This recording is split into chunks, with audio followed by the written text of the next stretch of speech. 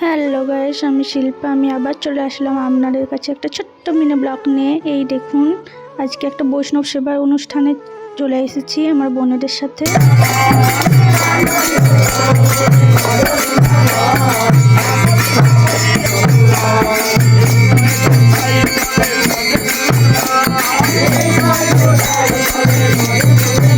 আমার দিদুনের বাবার বাড়ির বৈষ্ণব সেবার অনুষ্ঠানে সবাই চলে এসেছি আমরা। এই দেখুন, আমার দাদু অরবিন্দ মালাকার, তিনি একটা খুব সুন্দর নাচ করে দেখাচ্ছে ঠাকুরের গায়ে।